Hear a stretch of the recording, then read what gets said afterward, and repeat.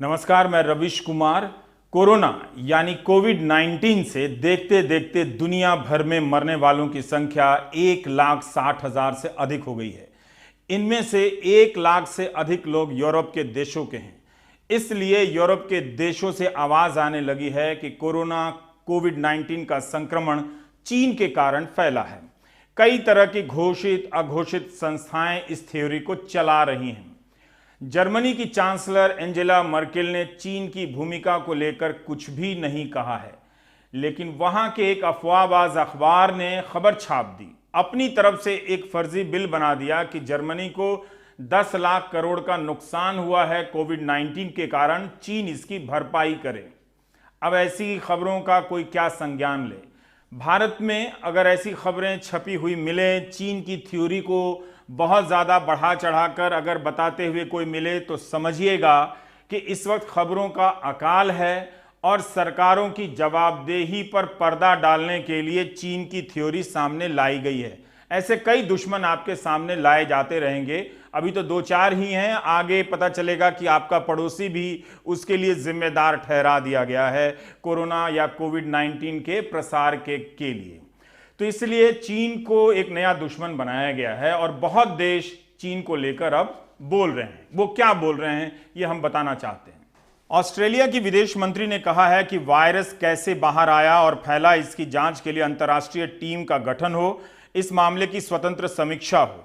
अमेरिकी राष्ट्रपति भी चीन की भूमिका वाली खबरों को हवा दे रहे हैं। एक खबर आई कि इंटर्न की लापरवाही से वहां विषाणु लीक हुए हैं। ट्रंप ने उसे आगे बढ़ा दिया और कहा कि स्वतंत्र जांच होनी चाहिए। चीन के दबाव में काम करने के लिए ट्रंप ने WHO, विश्व स्वास्थ्य संगठन को अमेरिकी फंडिंग पर रोक लगा दी। ट्रंप पहले चाइना वायरस कहा करते थे, लेकिन अब कहना बंद कर दिया है। वॉशिंगटन पोस्ट की खबर के मुताबिक जिनेवा स्थित WHO के ऑफिस में अमेरिका के CDC यानी सेंटर फॉर डिजीज कंट्रोल के दर्जनों वैज्ञानिक, रिसर्चर, डॉक्टर कोविड-19 पर रिसर्च कर रहे थे और ट्रंप को तुरंत की तुरंत जानकारी दे रहे थे। तब भी ट्रंप इसे मामूली बताकर मजाक उड़ा रहे थे। ब्रिटेन के प्रधानमंत्री बोरिस जॉनसन अब चीन की 5G कंपनी हुआई को बाहर निकालना चाहते हैं, जिसे लाने के लिए उन्होंने विपक्ष के विरोध को दरकिनार कर दिया था। जापान के उप प्रधानमंत्री तारो असो ने कहा है कि विश्व स्वास्थ्य संगठन का नाम बदलकर चीनी स्वास्थ्य संगठन कर देना चाहिए। विश्व स्वास्थ्य संगठन ने महामारी का आकलन सही से नहीं किया है। जापान ने चीन में मौजूद अपनी कंपनियों की फैक्ट्री को वहां से हटाने के लिए $2 अरब से अधिक के पैकेज की घोषणा की है। चीन के विदेश मंत्रालय के प्रवक्ता ने भी इन मुल्कों को जवाब दिया। 20 अप्रैल के अपने बयान में कहा है कि 2009 में H1N1 फ्लू अमेरिका से दुनिया के 214 देशों में फैला और दुनिया भर में 2 लाख लोग इससे मरे। तब क्या किसी ने अमेरिका से हर्जाना मांगा था?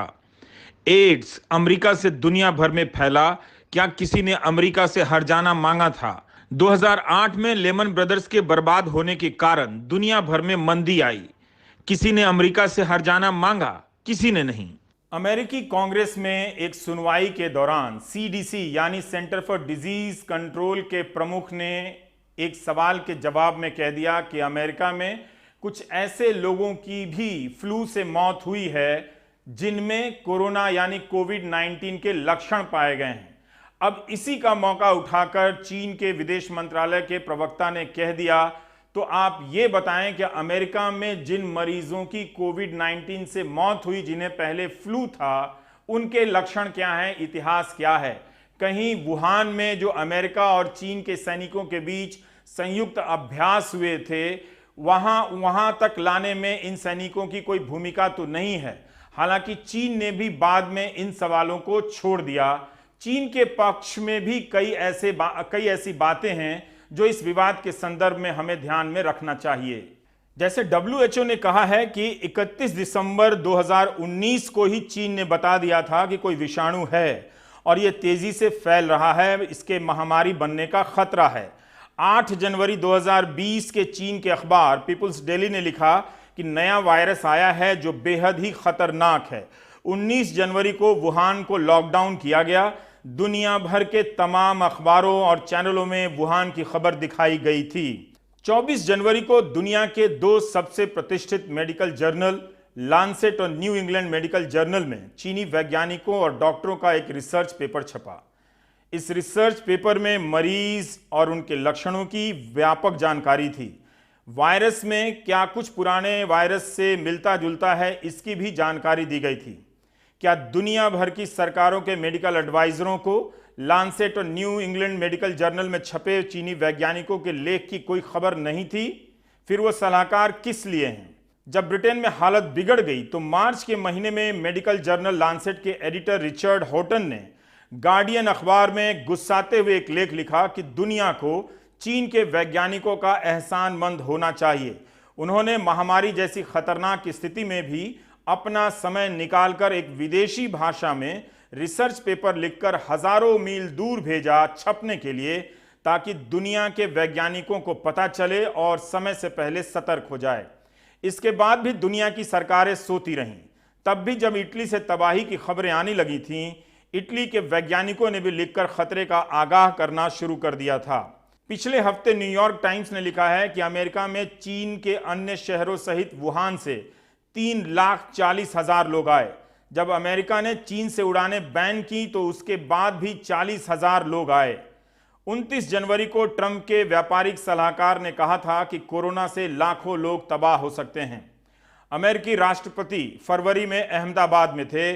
उनके भाषण या हाव भाव में कोविड-19 के खतरों को लेकर कोई सतर्कता नहीं थी। फरवरी में व्हाइट हाउस की प्रवक्ता ने कहा था कि हमें कोई तबाही नहीं होगी। 13 मार्च को भारत के स्वास्थ्य मंत्रालय ने कहा था कि इमरजेंसी जैसी हालत नहीं है। आप याद करें, भारत की संसद में वित्त राज्य मंत्री ने क्या बयान दिया था? यही बयान दिया था कि इससे हमारी अर्थव्यवस्था को कुछ नहीं होगा। आज हम कितनी मुश्किल स्थिति में आ गए हैं। तो लापरवाही की पराकाष्ठा थी। अब जब अर्थव्यवस्थाओं के तबाह होने से करोड़ों लोगों की जिंदगी भूखमरी के कगार पर, बेरोजगारी के कगार पर पहुंच गई है, करीब 1.25 लाख मौत के कगार पर पहुंच गए, मौत के मुंह में चले गए, तब जाकर सरकारें सचेत हो रही हैं कि कहीं जनता उनसे ये ना पूछने लगे कि आप जनवरी, फरवरी और आधे मार्च तक क्या कर रहे थे। इसी जवाबदेही के सवालों से बचने के लिए कहीं पर जमात दुश्मन है तो कहीं पर चीन दुश्मन है, कहीं पर श्वेत दुश्मन है तो कहीं पर अश्वेत दुश्मन है, ताकि जवाबदेही के सवालों को भटकाया जा सके। कोरोना वायरस की महामारी को आधार बनाकर चीन पर हमलावर हो रहे अमेरिकी राष्ट्रपति डोनाल्ड ट्रंप और यूरोप के कुछ नेताओं के बयानों को सिर्फ और सिर्फ एक आधार पर समझा जा सकता है। वह यह है कि इस महामारी से निपटने में जो उनकी असफलता दुनिया के सामने आई है, उनके अपने लोगों, अपनी जनता के सामने आई है, उसको छिपाने के लिए, उससे ध्यान भटकाने के लिए चीन को कटघरे में खड़ा करने की एक कोशिश हो रही है। और कोरोना वायरस का इस्तेमाल ठीक उसी तरीके से हो रहा है, उसी झूठ की तरह हो रहा है जिस तरीके से 2 दशक पहले इराक के खिलाफ वेपन ऑफ मास डिस्ट्रक्शन का बहाना बनाया गया था। और हम जानते हैं कि कोरोना से जितनी मौतें हुई हैं उसका लगभग 90% मौतें नाटो जो देश हैं, अमेरिका और यूरोप के उनके अलाइज, वहाँ हुई हैं। और जो इसका आर्थिक असर है वो भी इन देशों में बहुत ज़्यादा देखने को मिलेगा, क्योंकि ये विकसित देश भी हैं और यहाँ पे झटका बहुत बड़ा है। तीसरी बात जो मैं कहना चाहूँगा वो ये है कि अगर कोरोना वायरस को बताने में चीन ने देरी की, अगर इस आरोप को मान भी लिया जाए, तो जब आपको पता चला तब के बाद आपकी कैसी तैयारी रही है, इसका जवाब कौन देगा? और चूंकि अब उनकी जनता ये जवाब मांगेगी, इसलिए वो एक बलि का बकरा खोज रहे हैं। वो बलि का बकरा WHO हो सकता है, वो बलि का बकरा तमाम तरीके की कॉन्स्पिरेसी थियरीज हो सकती हैं, और वो बलि का बकरा चीन हो सकता है। और अब जब महामारी फैल गई है तो इसको रोकने के लिए lockdown, isolation, social physical distancing, इस तरीके के जो उपाय अपनाए जा रहे हैं, इन उपायों को खुद प्रेसिडेंट ट्रंप क्यों नहीं स्वीकार कर रहे हैं? वो तो ट्वीट कर रहे हैं कि लिबरेट वर्जीनिया, लिबरेट मिशिगन, और वो अपने लोगों को कह रहे हैं कि आप इस लॉकडाउन और इस तरीके के आदेशों का पालन आप ना करें। तो इसका मतलब ये हुआ कि पहली चीज कि आपको जानकारी थी, आपने उसके लिए तैयारी नहीं की। आप जब आप जगे तो आपकी तैयारी बहुत कमजोर साबित हुई, और तीसरा, जब आप असफल साबित हो गए हैं और अमेरिकी राष्ट्रपति को तो जवाब देना पड़ेगा अभी 1-2 महीने बाद जब चुनाव कैंपेन में हो जाएंगे, तो ये सारी चीजें जियोपॉलिटिकल बेसिस पर चल रही हैं। और चूंकि चीन से इनकी तनातनी बहुत पहले से है, तो उसके बेसिस पर ये एक नया नैरेटिव गढ़ के चीन पर दोषारोपण की कोशिश हो रही है। चीन जो दुनिया में आज सप्लाई चेन में उसका लगभग 24-25% की हिस्सेदारी है, तो वो क्यों इतना बड़ा खतरा अपनी इकोनॉमी पे और अपने लोगों पे लेगा कि आपको वो दुनिया को सही समय पे जो है आगाह नहीं करेगा। और आज के डेट में कुछ ऐसे देश हैं जो चीन के एलाइज हैं और वहां ये महामारी भयानक संकट के रूप में सामने आई है। तो इस तरीके के बहानेबाजी से निकल के यूरोप के नेताओं को भी, अमेरिका के नेता को भी, और दुनिया में कहीं भी इस तरीके का जो डिस्कोर्स है, उस डिस्कोर्स को फोकस रखना चाहिए कि हम कोरोना से कैसे लड़ें, और कोरोना से लड़ने के क्रम में जो हम उपाय कर रहे हैं, उन उपायों का जो हमारी आर्थिकी पे असर पड़ रहा है, उसको हम कैसे मिनिमाइज करें। विज्ञान की पत्रिका नेचर ने मार्च में ही लिख दिया था कि वायरस को, विषाणु को प्रयोगशाला में तैयार नहीं किया जा सकता है। फिर भी ये थ्योरी बीच बीच में चला दी जाती है। चीन को लेकर भारत का योगदान कुछ भी नहीं है। ना तो भारत चीन पर किसी प्रकार का आरोप लगा रहा है, ना भारत चीन पर आरोप लगाने वाले अपने मित्र देशों का साथ दे रहा है। भारत तटस्थ है। जरूर भारत में कुछ व्यापारिक संगठन समय समय पर चीन में बनी अगरबत्ती या मोमबत्ती का विरोध करते रहते हैं, लेकिन इससे ज्यादा भारत में चीन का कोई विरोध नहीं है। दूसरी तरफ चीन में क्या हो रहा है, वहां जिंदगी किस तरह सामान्य होती जा रही है, इस पर भी एक नजर डालते हैं। बीजिंग की ये तस्वीरें 20 अप्रैल की हम तक पहुंची हैं। इन तस्वीरों से पता चलता है कि चीन के शहरों में गतिविधियां लौट तो आई हैं, मगर चीन की अर्थव्यवस्था के लिए रफ्तार पकड़ना मुश्किल होगा। रॉयटर एजेंसी पर हुए एक मतदान में एक्सपर्ट ने माना है कि 1976 के बाद चीन की अर्थव्यवस्था अपने सबसे खराब दौर में होगी। जाहिर है कोरोना के संक्रमण से चीन को कोई फायदा नहीं हो रहा है। चीन की अर्थव्यवस्था निर्यात पर निर्भर है। कोरोना के कारण कई बड़े देश ठप हो गए हैं। उन देशों में अगर चीन में बने सामानों की मांग नहीं होगी तो चीन कैसे खड़ा हो पाएगा। $16 ट्रिलियन की अर्थव्यवस्था इस बार दांव पर है। चीन दावा तो कर रहा है कि फैक्ट्रियों में उत्पादन शुरू हो गया है, लेकिन विदेशों से मांग में कोई तेजी नहीं आई है। चीन के जियामिन से आई ये तस्वीरें बता रही हैं कि वहां जिंदगी सामान्य होने के लिए संघर्ष कर रही है। वुहान में कोरोना के फैलने के 3 महीने बाद चीन के कई शहरों में जिंदगी शुरू हो गई है। कई जगहों पर ट्रैफिक जाम लौट आया है। मॉल वगैरह खुल गए हैं, लेकिन भीड़ नहीं है। मेट्रो में ज़रूर भीड़ देखी जा सकती है। लोग मास्क पहनकर सफ़र कर रहे हैं। नई नई तरह की बंदिशें ज़िंदगी का हिस्सा हो चुकी हैं। अल जज़ीरा ने इस पर एक रिपोर्ट लिखी है कि मोहल्लों के भीतर लोग समूह बनाकर निगरानी कर रहे हैं और आने वाले का नाम पता लिख रहे हैं और शरीर का तापमान ले रहे हैं। चीन खुद कोरोना से आतंकित है। जब आईटी सेल नहीं था तब भी महामारी के भीतर ये बीमारी चला करती थी, लेकिन सोशल मीडिया के दौर में यह बीमारी भी महामारी हो गई है। झूठ का स्केल बड़ा हो गया है। इसलिए आप 2 शब्द सुनेंगे, पैंडेमिक यानी वैश्विक महामारी, इन्फोडेमिक यानी सूचनाओं की महामारी, झूठी सूचनाओं की महामारी। इनसे इस दौर में सतर्क रहने का नियमित अभ्यास करते रहिए। जिस तरह से आप देह से दूरी बनाने का अभ्यास कर रहे हैं, हाथों को साफ रखने का अभ्यास कर रहे हैं और अपने शरीर की जो प्रतिरोधी क्षमता है उसको विकसित और उत्तम उन्नत बनाने का प्रयास कर रहे हैं। क्या भारत निश्चिंत हो गया है? धीरे धीरे तालाबंदी में रियायत दी जाने लगी है, लेकिन आप देखें कि तालाबंदी के दौर में आम भारतीयों ने भी ठीक ठाक प्रदर्शन किया। उन्होंने देह से दूरी के नियमों का पालन किया और सफाई का भी। इस कारण भारत में कोविड-19 के संक्रमण के बढ़ने की रफ्तार दुनिया के कई देशों से कम है। पहले औसत भारत का 6 दिन का था, अब दावा किया जा रहा है कि 8 दिन में यह संख्या डबल हो रही है।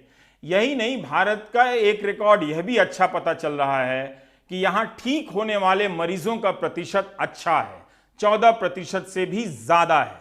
ये सवाल अब भी उठ रहे हैं कि भारत में टेस्ट क्यों कम हो रहे हैं। यही नहीं, एक खबर और आई है मुंबई से कि बड़ी संख्या में मीडिया कर्मी संक्रमित हो गए हैं। तो हमारे सहयोगियों से ये गुजारिश है कि इसकी रिपोर्टिंग करते समय सामान्य नियमों का पालन करें। लेकिन दिक्कत यह है कि कब कहां किसके संपर्क में आने से संक्रमण हो सकता है ये कोई नहीं जानता है। लेकिन फिर भी उन सब के जल्दी ही स्वास्थ्य लाभ प्राप्त करने की मैं कामना करता हूं अपने दर्शकों की तरफ से भी। संख्या भले हमारे यहाँ नहीं बढ़ रही है, लेकिन अस्पतालों के भीतर और बाहर होने वाली घटनाएं बता रही हैं कि अब भी हमारी तैयारी जो है वो चाक चौबंद दुरुस्त नहीं हुई है, परफेक्ट नहीं हुई है। अहमदाबाद के सिविल अस्पताल के बाहर से रविवार को एक वीडियो वायरल हो गया कि बड़ी संख्या में मरीज अस्पताल के बाहर खड़े हैं, कह रहे हैं कि उन्हें पॉजिटिव आया है मगर अस्पताल उन्हें भर्ती नहीं कर रहा है। जब यह वीडियो वायरल हुआ तो इन सभी को भर्ती तो कर लिया गया, लेकिन सोचिए कि आलम यह है कि कोई पॉजिटिव है और अस्पताल के बाहर धरने की मुद्रा में वीडियो बना रहा है कि उसे भर्ती नहीं किया जा रहा है। सर, हम लोगों को सुबह अर्ली मॉर्निंग बताया गया था कि पॉजिटिव है सर। उसके टेंशन की वजह से किसी ने खाना और पीना कुछ नहीं किया और हमें 3 बजे से यहाँ खड़ा रखा है और हम यहाँ पे सिविल हॉस्पिटल के नीचे खड़े हैं सर। ऐसी ही खबरें देश के दूसरे हिस्सों से भी आती जा रही हैं। इंदौर में एक डॉक्टर हैं, डॉक्टर अमन सैयद। इनके शरीर में कोरोना का लक्षण देखकर इनकी डॉक्टर पत्नी डॉक्टर नाजनीन कई अस्पतालों में ले गई, 3 अस्पतालों में ले गई कि टेस्ट हो जाए, भर्ती हो जाए, मगर सबने लौटा दिया। एक चौथे अस्पताल में टेस्ट हुआ मगर अस्पताल वाले ने कहा जाइए घर। तो डॉक्टर नाजनीन ने अपने पति के लिए घर में ही अलग से क्वारंटीन की व्यवस्था की और उसे ठीक कर दिया। टेस्ट होने के 6 दिन बाद डॉक्टर का रिजल्ट आता है कि आप पॉजिटिव हैं। तब तक उनकी पत्नी के हिसाब से वो ठीक हो चुके थे। दोबारा टेस्ट हुआ तो नेगेटिव आया था। तो ये हालत है हमारी तैयारियों की। जिस एमवाई हॉस्पिटल के सामने से मैं अपनी मर्सिडीज में निकला करती थी अक्सर और ये सोचा करती थी कि मेरे पास तो रुतबा है, पैसा है, पावर है, मैं खुद डॉक्टर हूँ, आधे इंदौर के डॉक्टर मेरे परिचित हैं, तो अगर मुझे कभी भी ज़रूरत पड़ी तो सारे डॉक्टर्स मेरे लिए दौड़े चले आएंगे, मेरे परिवार के लिए दौड़े चले आएंगे और हमारे पास पैसा इतना है कि हमें कभी कहीं किसी गवर्नमेंट हॉस्पिटल में कदम नहीं रखना पड़ेगा। बल्कि जो गवर्नमेंट हॉस्पिटल में बैठे लोग होते थे उन्हें देख के मैं कभी मन में बात भी आती है ना, तरस भी आता है कि बेचारे कैसे लाइन लगा कर बैठे हैं।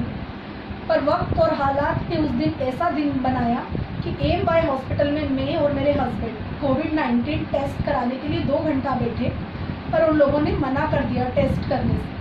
वो लोग बोले कि ये सिंपल सर्दी और बुखार है और फ्लू है, इसमें कोविड-19 टेस्ट की ज़रूरत नहीं है। फिर मैं हस्बैंड को लेकर एमपीएच हॉस्पिटल गई और उनसे रिक्वेस्ट की कि इनका कोविड-19 टेस्ट किया जाए। बड़ी रिक्वेस्ट के बाद 24 घंटे हमें वहाँ बैठा कर रखने के बाद उन लोगों ने हमारा कोविड-19 टेस्ट किया, क्योंकि वर्कलोड इतना ज़्यादा था कि किट ख़त्म हो गई थी इंदौर में। इंदौर के बाद दिल्ली में एक बेटी ने वीडियो बनाकर वायरल किया है कि उनके पिता दिल्ली के एक अस्पताल में भर्ती हैं, कोविड-19 के मरीज हैं, लेकिन 2 दिनों से डॉक्टर उन्हें देखने नहीं गए हैं। मेरे फादर को 16 की रात को 2 बजे उनको वो 2 मिनट के लिए बेहोश हो गए, तो हम लोग उन्हें फोर्टिस हॉस्पिटल ले गए शालीमार बाग। वहाँ पर डॉक्टर्स को थोड़ा डाउट हुआ तो उन्होंने कोरोना का टेस्ट करा एंड ही टेस्टेड पॉजिटिव। उसके बाद हमसे बिना पूछे हमारी कोई राय नहीं ली गई। उन्होंने कहा कि सरकार के ऑर्डर है, उन्होंने उनको लोकनायक हॉस्पिटल में शिफ्ट कर दिया, लोकनायक जयप्रकाश हॉस्पिटल। 18 तारीख को शाम को करीब 8-9 बजे 2-3 घंटे के बाद वेट करने के बाद एम्बुलेंस में उन्हें एडमिशन दिया गया। एडमिशन के बाद अगले दिन तक 12 बजे तक उन्हें कोई खाना पानी कुछ भी नहीं दिया गया। अगले दिन 9 बजे उन्हें ब्रेकफास्ट मिला। वो शुगर के और हाइपरटेंशन के मरीज हैं, उनको खाना नहीं मिलता है तो उनका ग्लूकोज लेवल वैसे ही बढ़ जाता है। उसके बाद आप देख लीजिए आज क्या तारीख है, आज 20 तारीख है और आज सुबह 5 बजे उनका फ़ोन आया है कि वो उनको 102 बुखार है और उनसे बिल्कुल उठा भी नहीं जा रहा है और और उन्होंने फिर भी साथ के लोग जो वहाँ पे बोर्ड में हैं उनको कहा, नर्सेस को कहा, बट कोई वहाँ पे रिस्पॉन्ड नहीं कर रहा है। बार बार सरकारों द्वारा, प्रशासन द्वारा चेतावनी दिए जाने के बाद भी कोरोना कोविड-19 के बहाने भारत में सांप्रदायिकता की आंधी भी चल रही है। आपको व्हाट्सएप यूनिवर्सिटी से सामग्रियां मिल रही होंगी और इसके असर में कुछ डॉक्टर लोग भी आ जा रहे हैं। ये अच्छी बात नहीं है। कई जगहों से ये भी खबरें आई कि एक विशेष धर्म के मरीज को डॉक्टर ने अपने क्लिनिक में देखने से मना कर दिया। ये सारी खबरें एक दिन हम सबको समाज के तौर पे, मानवीयता के तौर पर शर्मसार करने वाली हैं। मेरठ से एक और ऐसी खबर आई है जो बेहद दुखद है। ये मेरठ का वेलेंटिस अस्पताल है। 17 अप्रैल को इस अस्पताल ने दैनिक जागरण में विज्ञापन दिया कि नए मुसलमान मरीजों की भर्ती नहीं होगी जब तक कि मरीज और उनका केयरटेकर नेगेटिव टेस्ट के प्रमाण के साथ नहीं आएंगे, भर्ती नहीं होगी। सभी जानते हैं कि कोरोना कोविड-19 हिंदू मुसलमान किसी को भी हो सकता है। अखबार को यह विज्ञापन नहीं छापना चाहिए था और अस्पताल को ऐसा विज्ञापन नहीं देना था। जब पुलिस ने केस किया तब 18 अप्रैल को अस्पताल ने फिर से एक विज्ञापन देकर माफ़ी मांगी। यह अस्पताल कैंसर के इलाज के लिए जाना जाता है। यह विज्ञापन काफ़ी था कि इस अस्पताल का लाइसेंस रद्द कर दिया जाता, लेकिन मेरठ के सीएमओ ने इतना ही कहा कि वे नोटिस देंगे और अस्पताल को माफ़ी मांगनी पड़ेगी। क्या माफ़ी मांगना ऐसे मामलों में कानूनी कार्रवाई का हिस्सा है? पुलिस की कार्रवाई के बाद अस्पताल का प्रबंधन घुमा फिराकर संदेश देता फिर रहा है, लेकिन अखबार का विज्ञापन काफ़ी था कि इसका लाइसेंस रद्द कर दिया जाता। ये वेलेंटिस हॉस्पिटल है, वहाँ के द्वारा कुछ चीज़ें प्रकाशित कराई गई थी जिसमें कुछ लोगों पर टिप्पणी थी, जिसमें उस संबंधित वर्ग और धर्म के लोग जो हैं उन पर कुछ टिप्पणी की गई थी। उसको लेकर लोगों में काफ़ी आक्रोश था।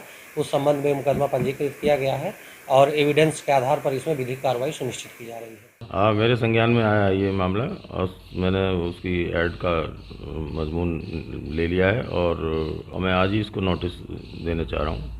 ये या तो माफ़ी मांगेगा खुलेआम इसी तरह जिस तरह इसने ऐड निकाला है, नहीं तो इसका लाइसेंस कैंसिल किया जाएगा। पर इसी में अच्छी बात यह है कि मेरठ प्रशासन ने समय रहते ही एक्शन लिया। पुलिस अधिकारी ने अस्पताल के खिलाफ मामला दर्ज किया और अस्पताल को मजबूर किया कि वो माफ़ी मांगे, वरना ऐसी खबरों से कितनी दरारें बढ़ जाती हैं, कितनी दूरियां बन जाती हैं। लेकिन फिर भी माफ़ी मांगना कार्रवाई नहीं है। अस्पताल के लाइसेंस को रद्द करने की प्रक्रिया पर विचार करना चाहिए। उम्मीद है मेरठ का प्रशासन जो इतनी मुस्तैदी से आगे बढ़ा है, इस मामले को अंजाम तक ले जाएगा ताकि फिर से ना किसी अखबार में इस तरह का विज्ञापन छपे, ना कोई अस्पताल वाला इस तरह का विज्ञापन छापने की हिम्मत करे। मेरठ के बाद अब हम चलते हैं मुंबई। यहाँ से 125 किलोमीटर दूर है एक जगह पालघर। पालघर इलाके में एक गांव है गढ़ चिंचौली। यहाँ पर शनिवार को एक घटना हुई। अफवाहों पर आधारित ग्रामीण लोगों की भीड़ ने 2 साधु संतों को और उनके साथ जा रहे एक कार चालक को पीट कर मार दिया। ये घटना बहुत दुखद है। पुलिस के 2 कर्मी भी इसमें निलंबित किए गए हैं और पुलिस ने 100 से ज़्यादा लोगों को इस मामले में गिरफ्तार किया है, जिसमें से कुछ नाबालिग भी हैं। लेकिन इस पूरे मामले को जिस तरह से सांप्रदायिक रंग दिया जा रहा है, महाराष्ट्र के गृह मंत्री के बार बार कहने के बाद भी कि यह मामला 2 धर्मों के बीच का नहीं है। आप जानते हैं कि बिहार से लेकर बंगाल और बंगाल से लेकर केरल तक के व्हाट्सएप यूनिवर्सिटी में पालघर की घटना को लेकर जहरीले अफवाहों की भरमार आ चुकी है। गुरुवार रात मुंबई से करीब 125 किलोमीटर दूर पालघर के गढ़ चिंचले गांव में एक अफवाह ने 3 लोगों की जान ले ली। पुलिस का दावा है कि इलाके में पिछले कुछ दिनों से एक अफवाह फैली थी कि कुछ लोग बच्चों की चोरी कर रहे हैं और उनके अंग निकाल रहे हैं। गुरुवार को मुंबई से सुशील गिरी महाराज और कल्प वृक्ष गिरी महाराज सूरत में एक अंतिम संस्कार के लिए जा रहे थे, जब पालघर में कुछ लोगों ने इन्हें चोर समझकर इन्हें रोक लिया और उन्हें गाड़ी से निकालकर पीट कर उनकी हत्या कर दी। इस पूरे मामले में पुलिस की गाड़ी को भी नुकसान पहुंचाया गया और 2 पुलिस वाले घायल भी हुए हैं। पुलिस ने 110 लोगों को गिरफ्तार कर लिया है और इलाके के 2 पुलिस अफसरों को सस्पेंड भी किया गया है। जब वो पुलिस के हम हॉस्पिटल लेके आए तो हॉस्पिटल में आने के बाद आते हुए ही उनके देहांत हुआ था, ऐसा रिपोर्ट डॉक्टर से आ रही है। तो उसका भी हम पोस्टमार्टम का रिपोर्ट अभी वेट कर रहे हैं और ये पूरी घटना की हम जांच कर रहे हैं। गुरुवार को एक झूठ ने जहां 3 लोगों की जान ले ली, तो वहीं रविवार शाम से सोशल मीडिया पर एक और झूठ फैलाया गया। पालघर के इस मामले को सांप्रदायिक रंग देकर सोशल मीडिया पर अलग अलग तस्वीरें साझा की गई। कई मीम शेयर हुए जिसमें बताया जा रहा है कि कैसे एक धर्म से जुड़े लोगों की हत्या हो रही है। जिस तरह से तस्वीरों को शेयर किया गया है उससे समझ में आता है कि पूरी तैयारी के साथ इन कार्टूनों और तस्वीरों को शेयर कर एक धर्म को पीड़ित बताने की कोशिश की गई। ट्विटर पर भी पालघर से जुड़े 4 ट्रेंड चल रहे हैं, जिसमें एक ट्रेंड के अनुसार महाराष्ट्र में साधु खतरे में हैं। हालांकि गुरुवार को पहली बार यहां हमला नहीं हुआ। इस मामले के 2 दिन पहले भी मंगलवार को इलाके में जरूरतमंदों को खाना देकर लौट रहे डॉक्टर विश्वास वल्वी को भी चोर समझकर लोगों ने रोक लिया। पुलिस पर भी पथराव किया। हालांकि विपक्ष ने इस मुद्दे पर कानून व्यवस्था को लेकर सवाल उठाए। पूर्व मुख्यमंत्री ने जहां महाराष्ट्र सरकार को आड़े हाथों लिया, तो वहीं बीजेपी प्रवक्ता संबित पात्रा ने साधु की हुई हत्या पर ट्वीट कर कई सवाल उठाए। कहीं ना कहीं महाराष्ट्र में कानून व्यवस्था लचर हो गई है, कानून व्यवस्था दिखाई नहीं पड़ती, इस प्रकार की अवस्था है और इसलिए हम मांग करते हैं कि तुरंत इसकी उच्च स्तरीय जांच की जाए। विपक्ष के सवाल और सोशल मीडिया पर चल रहे झूठ पर राज्य सरकार की ओर से ट्वीट किया गया। मुख्यमंत्री उद्धव ठाकरे ने बताया कि मामले में 100 से अधिक लोगों की गिरफ्तारी हो चुकी है, तो गृह मंत्री अनिल देशमुख ने पूरे मामले का सांप्रदायिककरण देखते हुए यह तक कह दिया कि मरने और मारने वालों के धर्म में कोई अंतर नहीं है और इस मामले का सांप्रदायिकरण नहीं किया जाना चाहिए। ये कोई हिंदू मुस्लिम या कोई ऐसी सांप्रदायिकता इसमें नहीं है। ये हमला जो हुआ है सांप्रदायिकता इसमें है नहीं। ये दुर्भाग्य की बात है, गलतफहमी के शिकार हुए हैं। उस रात जिस वक्त ये घटना हुई, ये जो साधु थे वो जाना चाहते थे गुजरात, उनको रोका गया। दूसरे दिन सुबह महाराष्ट्र सरकार के साथ कोई सलाह मशवरा करके इनके बारे में निर्णय हो सकता था, लेकिन हुआ नहीं। दुर्भाग्य की बात है। लेकिन मैं आपको वचन देता हूं, इसमें कोई भी सांप्रदायिक बात है नहीं। 100 से भी ज्यादा लोगों को हमने गिरफ्तार किया है, जिनको 30 अप्रैल तक पुलिस कस्टडी मिली है। सवाल पालघर पुलिस की व्यवस्था को लेकर भी खड़े हो रहे हैं। सवाल ये कि इलाके में पहले से फैली अफवाहों को थामने के लिए क्या किया गया। अफवाह फैलाने वालों पर क्या पुलिस ने अब तक कोई कार्रवाई की है? गुरुवार को जब इन लोगों पर हमला हो रहा था, उस समय पर्याप्त संख्या में पुलिस मौके पर क्यों नहीं मौजूद थी? पालघर मामले की जांच अब राज्य सीआईडी को सौंप दी गई है, लेकिन जिस तेजी से सोशल मीडिया पर इसे सांप्रदायिक बताकर ट्रेंड किया जा रहा है, वो भी पालघर में फैली अफवाह से कम नहीं है। गलत खबर फैलाने वालों के खिलाफ प्रशासन कार्रवाई की बात तो कर रहा है, लेकिन सवाल यही कि क्या वाकई में ये मुमकिन है, वो भी तब जब झूठ को अलग अलग संदेश, तस्वीर और मीम के जरिए हजारों लोगों के फोन तक पहुंचाया जा रहा है। मुंबई से सोहित मिश्रा, एनडीटीवी इंडिया। दुखद बात यह है कि एक राजनीतिक समुदाय से जुड़ा विशेष लोगों का बल दल सब ऐसी घटनाओं के बहाने सक्रिय हो उठता है। वो तमाम तरह के व्हाट्सएप मीम की रचना करता है और लोगों के दिलो दिमाग में ठेलना शुरू कर देता है। उनमें कई तरह के विलन हैं, कुछ निश्चित विलन हैं, जिनमें से एक मुझे भी वो विलन बनाते हैं और मुझे लेकर, मेरे चैनल को लेकर तमाम तरह की अफवाहें इस वक्त फैला दी गई हैं जो सारी बेबुनियाद हैं। सांप्रदायिकता फैलाने वालों का सबसे बड़ा खुराक झूठ है, ये बात याद रखिएगा।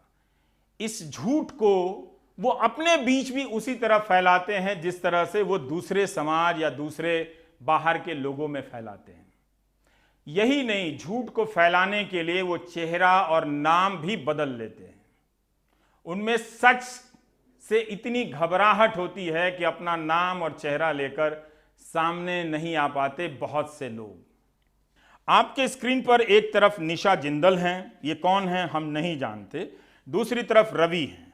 रवि ही निशा जिंदल के नाम से सांप्रदायिक ट्वीट किया करता था, किसी लड़की का चेहरा लगाकर एक धर्म के खिलाफ अनर्गल बातें लिखा करता था। रवि इंजीनियरिंग का छात्र है और 11 साल से पास नहीं हो पा रहा है, इसलिए फेसबुक में फर्जी आईडी बनाकर सांप्रदायिक टिप्पणी करने के काम में लग गया। छत्तीसगढ़ पुलिस के अनुसार पाकिस्तान की लड़कियों का चेहरा लगाकर भारत में सांप्रदायिकता फैला रहा है। हमें तो लगा था कि ऐसे लोग पाकिस्तान से बहुत नफरत करते होंगे, मगर जहर फैलाने के लिए वहां की लड़कियों की तस्वीरें इस्तेमाल कर रहे हैं। आरोपी रवि के फेसबुक पर 400 से अधिक दोस्त हैं, 10,000 फॉलोअर्स। 11 साल से इंजीनियरिंग में फेल होने वाले रवि अपने फेसबुक प्रोफाइल में खुद को international monetary fund, WHO, WTO जैसे संगठन का सदस्य बताते हैं। इनके खिलाफ रायपुर के थाना कबीर नगर में धारा 153A, 295A IPC व 67C IT एक्ट के तहत मामले दर्ज किए गए हैं। रवि को गिरफ्तार कर लिया गया है। यूं समझें कि उसके प्रोफाइल में इस्तेमाल की गई लड़की की तस्वीर आज़ाद हो गई। कोई ना तो निशा जिंदल के नाम से नफरत फैलाएगा, ना ही इस चेहरे से। रवि से नफरत करने की कोई ज़रूरत नहीं है, ना ही आप रवि का मजाक उड़ाएं, ये सीरियस बात है। आपके समाज के बहुत सारे लोग जो रवि जैसे हैं लड़के, इस सांप्रदायिकता की आंधी की चपेट में आ गए हैं। उनकी कोई गलती नहीं, क्योंकि उन्हें उनके सामने झूठ को सच बताकर परोसा गया है। सांप्रदायिकता सामान्य से निर्दोष इंसान को भी मानव बम में बदल देती है। इस तरह से कि कोरोना कोविड-19 के संक्रमण के दौर में कई जगह अफवाहें फैल गई और अच्छे भले लोग बाहर आकर सब्जी वालों का नाम और धर्म पूछने लगे और उसके आधार पर गरीब ठेले वाले के साथ बदतमीजी करने लगे, उसे मारने लगे, उसका बहिष्कार करने लगे। हर कोई सुभाष कश्यप नहीं होता और ना हो सकता है, क्योंकि सुभाष जी ने सेना में अपनी जिंदगी दी। वो बागपत के रहने वाले हैं, उन्हें ये बात हजम नहीं हुई और सेना का यह सिपाही सब्जी वाला बन गया। ठेले पर सब्जी ला दी और गांव में लाउडस्पीकर लेकर निकल गया सब्जियां बेचने के लिए कि उससे लोग जाति और धर्म पूछते हैं या नहीं पूछते हैं। एक जगह पर पूछते हुए लोग पकड़े गए और एक ईमानदार और भारत पसंद फौजी की तरह सुभाष कश्यप जी ने उन लोगों को जो पाठ पढ़ाई है, जो सबक सिखाया उन्हें, उसकी एक झांकी आपको दिखाना चाहता हूँ। भाई देखिए, मैं हिंदुस्तानी हूँ और ये सब्जी मैं अपने हिंदुस्तान में बेच रहा हूँ, किसी गैरों को नहीं बेच रहा हूँ। अगर एक आदमी ने गलती कर दी तो उसकी सजा सबको मत दो, टारगेट मत करो किसी जाति धर्म को, किसी नाम को। बस मेरी हाथ जोड़ के निवेदन ये है कि ये हमारा देश है, हम सब हिंदुस्तानी हैं और हम सब भारतीय हैं।